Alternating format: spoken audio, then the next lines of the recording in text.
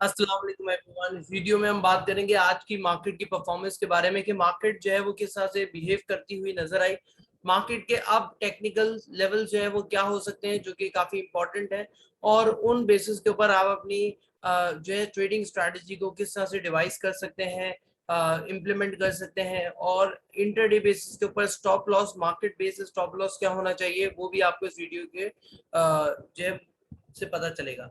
तो इस वीडियो को एंड तक जरूर देखिएगा, और अगर जो लोग हमारे चैनल पे न्यू हैं तो इस चैनल को सब्सक्राइब करें, बेल आइकन को दबाना मत भूलिएगा, जिससे आपको हमारी लेटेस्ट अपडेट सबसे पहले मिल सकेंगे।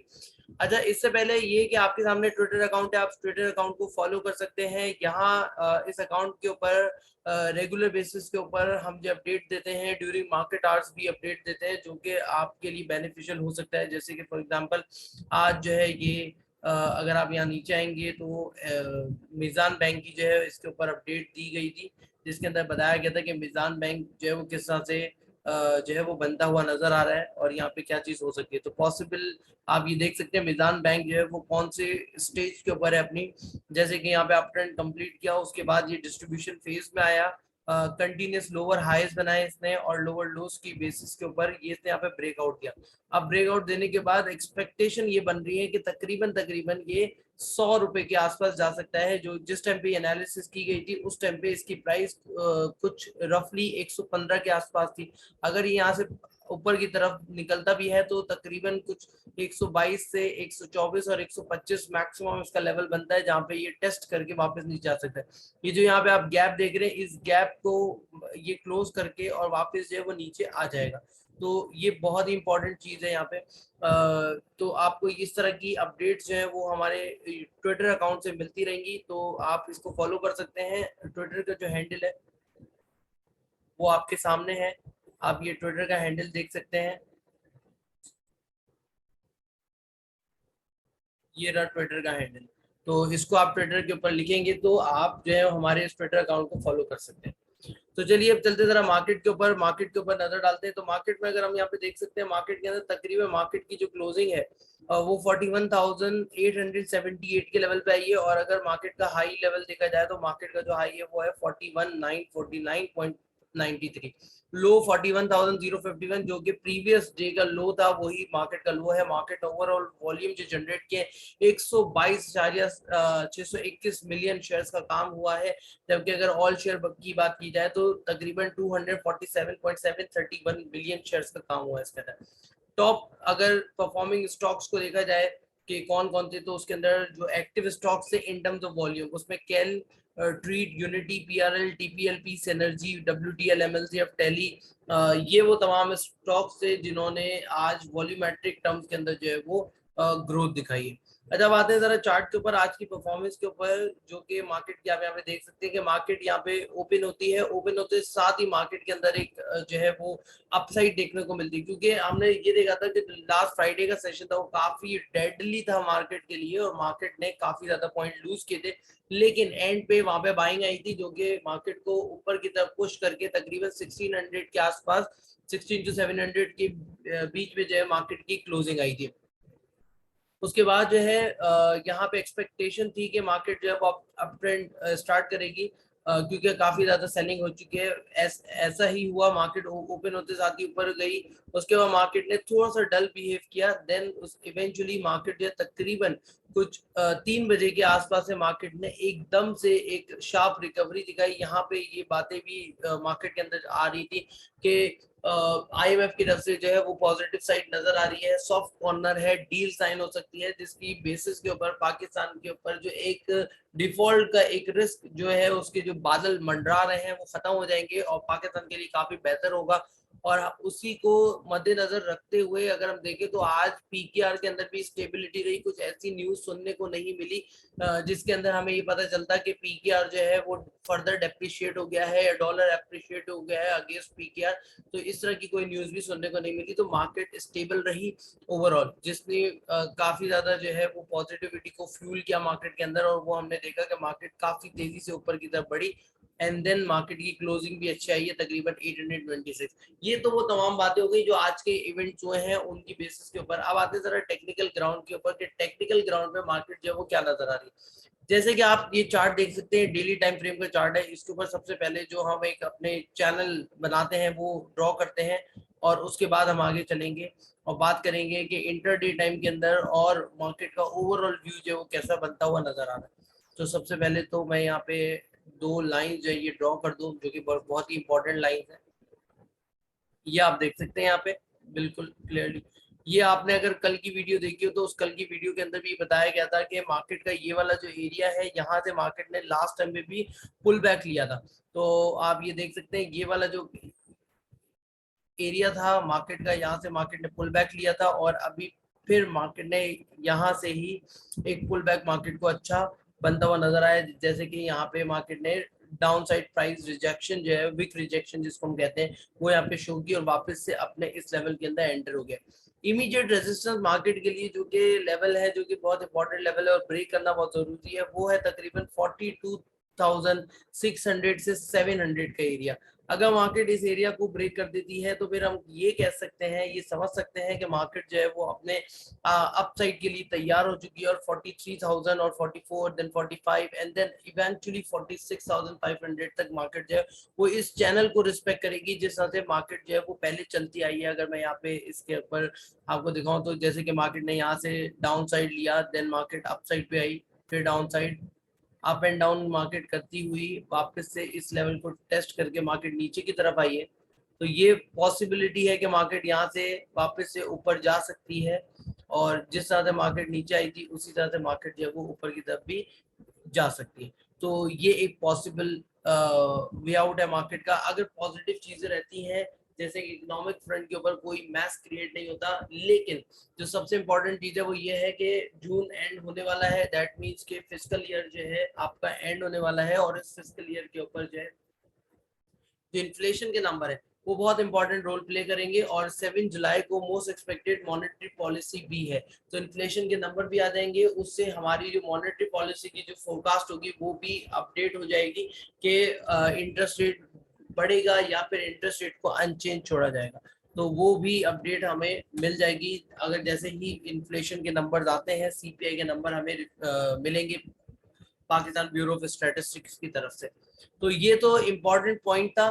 दूसरी चीज ये कि इतनी बड़ी जो बेयरिश कैंडल बनी है, इस बेयरिश कैंडल के ऊपर अगर बात की जाए तो सबसे पहले तो मैं ये वॉल्यूम्स जो है उन्हें हाइड कर देता हूँ फिल वक्त के लिए। ये जो इतनी बड़ी बेयरिश कैंडल बनी है मार्केट के अंदर, यहाँ पे अभी सिर्फ और सिर्फ आप ये समझ लीजिए कि इसका हाफ जो है मार्केट ने अभी रिकवर किया है, और इसका हाफ अभी बाकी है। तो इसका मतलब ये हो गया, अगर मैं कहूँ यहाँ पे कि मार्केट का इमीडिएट रेजिस्टेंस मार्केट को 43,000 तोड़ना बहुत जरूरी है। अगर ये वाला जो एरिया है, इसको हम एरिया डिफाइन कर देते हैं, अगर ये एरिया मार्केट ब्रेक नहीं करती है तो फिर यहाँ पे बाइंग करना जो है वो अनयूजुअल होगा, और यहाँ पे आप सेल ऑन स्ट्रेंथ की स्ट्रेटेजी को फॉलो करेंगे।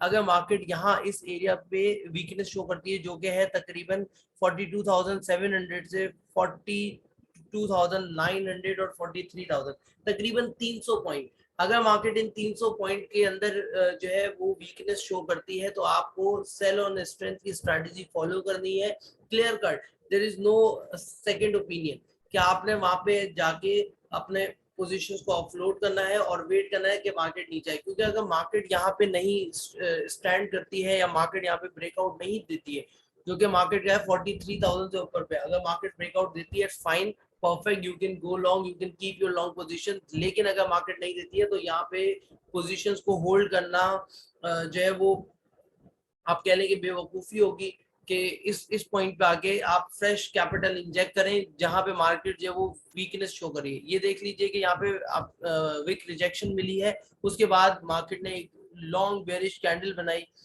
यहाँ पे भी विक रिजेक्शन मिली, यहाँ पे आप देख लें कि यहाँ पे सॉर्ट ऑफ पिन बार जो है वो जनरेट हुई है, और उसके बाद जो है वो कंटिन्यूसली मार्केट डाउन ट्रेंड पे आई है। तो इसका मतलब ये होगा, ये बहुत ही क्रूशियल एरिया है मार्केट का, 42,700 से 43,000 का एरिया, तकरीबन 300 पॉइंट, कि अगर मार्केट इनको होल्ड नहीं कर पाती है तो आपको सेल करके साइड लाइन होना है, आप उस पर वेट नहीं कर सकते।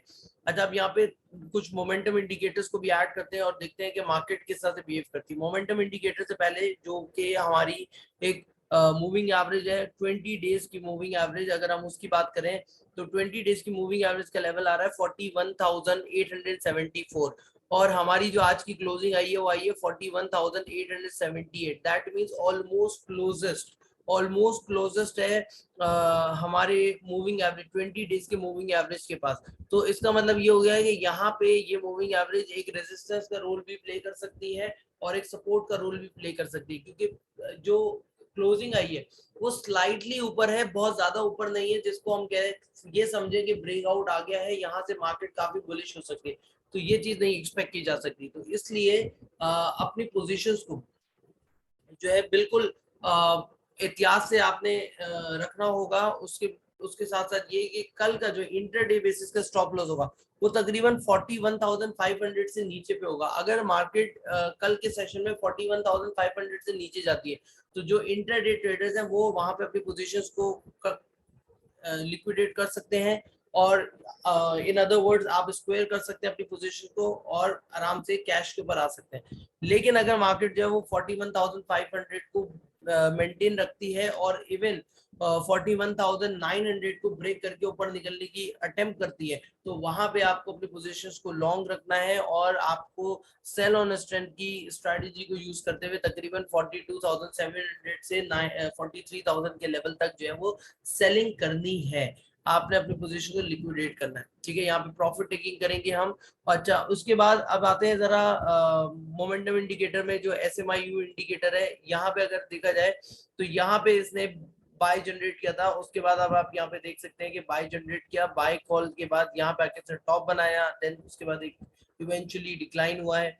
डिक्लाइन होने के बाद वापस से यहाँ पे एक इनडिसिसिव मूव जो है वो इसने यहाँ पे बना दिया है। यहाँ से क्लैरिटी नहीं आ रही है कि ये अपसाइड की तरफ मूव लेगा कि डाउन साइड की तरफ लेगा, बट जो प्राइस एक्शन है, प्राइस एक्शन क्लियरली जस्टिफाई कर रहा है इस चीज को कि यहाँ से अगर 41,900 को ब्रेक करता है इंडेक्स, तो फिर आप 42,400 500 के लेवल को एक्सपेक्ट कर सकते हैं, और जो हमारा फाइनल टारगेट होगा दैट इज अराउंड 43,000।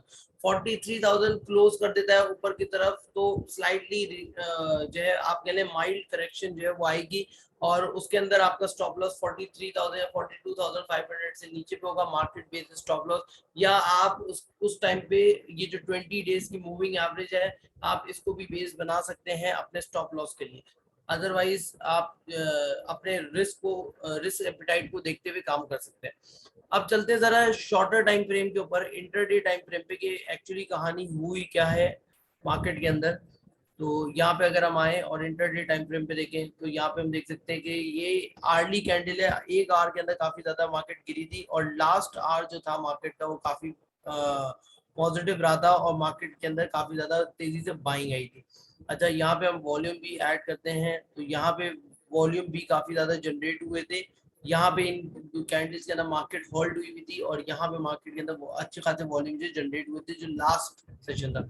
उसके बाद वापस से मार्केट यहाँ से ऊपर रिकवरी की तरफ जो है हमें जाती हुई नजर आई, और अब जो है यहाँ पे मार्केट ने टेस्ट किया और टेस्ट करने के बाद मार्केट यहाँ से डिक्लाइन हुई। यहाँ पे स्लाइड विथ रिजेक्शन है, बट जैसे कि आपको बताया कि आर्ली चार्ट के ऊपर अगर मार्केट 41,800 के लेवल को मेंटेन रखती है तो मार्केट बहुत अच्छी है। मार्केट के अंदर आप अपनी लॉन्ग पोजीशंस को बरकरार रख सकते हैं। लेकिन अगर मार्केट इस लेवल को मेंटेन नहीं रखती बल्कि तोड़ती है इंटरडे टाइम के अंदर, तो आप अर्ली आवर्स के अंदर ही अपनी पोजीशंस को लिक्विडेट करके साइड लाइन हो जाएंगे, क्योंकि मार्केट यहाँ से नीचे आ सकती है, और अगर मार्केट नीचे आती है तो कुछ इस तरह का मूव भी हमें बनता हुआ नजर आ सकता है। से फॉर एग्जांपल कि यहाँ से मार्केट नीचे आती है, यहाँ से मार्केट पुश करती है और वापस मार्केट जो अपने डाउन साइड लेवल के ऊपर जा सकती है। तो इस तरह का मूव हमें बनता हुआ नजर आ सकता है अगर मार्केट 41,800 को इंटरडे टाइम फ्रेम के ऊपर जो है वो होल्ड नहीं करती। इंटरडे टाइम फ्रेम पे अगर बात की जाए यहाँ पे एसएमआई इंडिकेटर की, तो ये एक बुलिश जो है इंडिकेशन यहाँ पे दे रहा है, और उसके साथ अब वॉल्यूम्स जो है वॉल्यूम्स भी काफी अच्छे, प्राइस एक्शन वॉल्यूम जो है वो काफी अच्छा हुआ है, प्राइस भी काफी अप्रिशिएट हुई है और साथ में वॉल्यूम्स भी काफी अच्छे लगे। तो ये दोनों चीजें सिग्नल कर रहे हैं कि मार्केट जो है वो ऊपर की तरफ बिहेव कर सकती है और ऊपर जा सकती है। जैसे कि न्यूज भी आ रही है, आईएमएफ की डील की न्यूज आई और काफी ज्यादा सेलिंग भी ऑलरेडी हो चुकी है 5 डेज के अंदर। तो यहाँ पे ऐसा लगता है कि सेलिंग एग्जॉस्ट हो चुकी है और बाइंग जो है वो वेट कर रही है कि बाइंग आए, फर्दर इसके अंदर बाइंग आ सकती है। तो आपने अपना टारगेट रखना है कि सेल ऑन स्ट्रेंथ की स्ट्रैटेजी को फॉलो करना है based on your daily time frame chart, और इसकी बेसिस के ऊपर आप इजीली अपने प्रॉफिट्स बुक कर सकते हैं और साइड लाइन हो सकते हैं मार्केट के एनी एडवर्स मूव को लेके।